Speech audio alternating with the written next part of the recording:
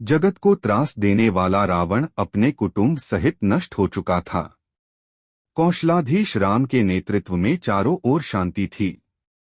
राम का राज्याभिषेक हुआ।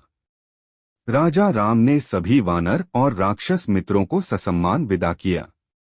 अंगद को विदा करते समय राम भावुक हो गए थे।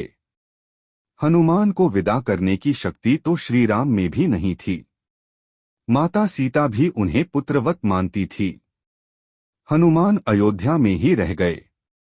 राम दिन भर दरबार में शासन व्यवस्था में व्यस्त रहे। संध्या जब शासकीय कार्यों से छूट मिली तो गुरु और माताओं का कुशलता पूछने अपने कक्ष में आए। हनुमान जी उनके पीछे पीछे ही थे। राम के निजी कक्ष में उनके सारे अनुज अपनी अपनी पत्नियों के साथ उपस्थित थे। वनवास, युद्ध और फिर अनंत औपचारिकताओं के पश्चात यह प्रथम अवसर था कि जब पूरा परिवार एक साथ उपस्थित था। राम, सीता और लक्ष्मण को तो नहीं, कदाचित अन्य वधुओं को एक बाहरी अर्थात हनुमान का वहां होना अनुचित प्रतीत हो रहा था। चूंकि शत्रुघ्न सबसे छोटे थे, अतः वे ही अपनी भाभियों और अपनी पत्नी की इच्छापूर्ति हेतु संकेतों में ही हनुमान को कक्ष से जाने के लिए कह रहे थे। पर आश्चर्य की बात यह है कि हनुमान जी जैसा ज्ञान का भंडार भी यह मामूली संकेत समझने में असमर्थ हो रहे थे। अस्तु, उनकी उपस्थिति में ही बहुत देर तक सारे परिवार ने जी भर कर बातें की।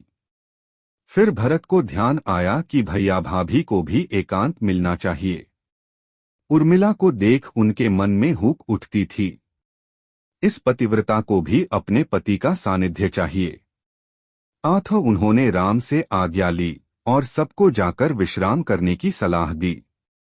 सब उठे और राम जानकी का चरण स्पर्श कर जाने को हुए, परंतु हनुमान वहीं बैठे रहे। उन्हें देख अन्य सभी उनके उठने की प्रतीक्षा करने लगे कि सब साथ ही निकले बाहर। राम ने मुस्कुराते हुए हनुमान से कहा, क्यों वीर, तुम भी जाओ, तनिक विश्राम कर लो। हनुमान बोले, प्रभु आप सम्मुख हैं, इससे अधिक विश्रामदायक भला कुछ हो सकता है। मैं तो आपको छोड़कर नहीं जाने वाला। शत्रुघ्न तनिक क्रोध से बोले, परंतु भैया को विश्राम की आवश्यकता है। कपीश्वर, उन्हें एकांत चाहिए। हाँ, तो मैं कौन सा प्रभु के विश्राम में बाधा डालता हूँ। मैं तो यहाँ सरनों बैठा हूँ। आपने कदाचित सुना नहीं, भैया को एकांत की आवश्यकता है। पर माता सीता तो यही हैं, वे भी तो नहीं जा रही। फिर मुझे ही क्यों निकालना चाहते हैं आप? भाभी को भैया के एकांत में भी साथ रहने का अधिकार प्राप्त है। क्या उनके माथे पर आपको सिंदूर नहीं दिखता? हनुमान आश्चर्यचकित रह गए। प्रभु श्री राम से बोले, प्रभु, क्या यह सिंदूर लगाने से किसी को आपके निकट रहने का अधिकार प्राप्त हो जाता है? राम मुस्कुराते हुए बोले, अवश्य, यह तो सनातन प्रथा है हनुमान। यह सुन हनुमान तनिक मायूस होते हुए उठे और राम जानकी को प्रणाम कर बाहर चले गए। प्रातः राजा राम का दरबार लगा था। साधारण औपचारिक कार्य हो रहे थे कि नगर के प्रतिष्ठित व्यापारी न्याय मांगते दरबार में उपस्थित हुए। ज्ञात हुआ कि पूरी अयोध्या में रात भर व्यापारियों के भंडारों को तोड़ तोड़ कर हनुमान उत्पात मचाते रहे थे। राम ने यह सब सुना और सैनिकों को आदेश दिया कि हनुमान को राजसभा में उपस्थित किया जाए। रामाज्ञा का पालन करने सैनिक अभी निकले भी नहीं थे कि केसरिया रंग में रंगे हनुमान अपनी चौड़ी मुस्कान और हाथी जैसी मस्त चाल से चलते हुए सभा में उपस्थित हुए। उनका पूरा शरीर सिंदूर से भरा हुआ था। एक एक पग धरने पर उनके शरीर से एक एक सेर सिंदूर भूमि पर गिर जाता।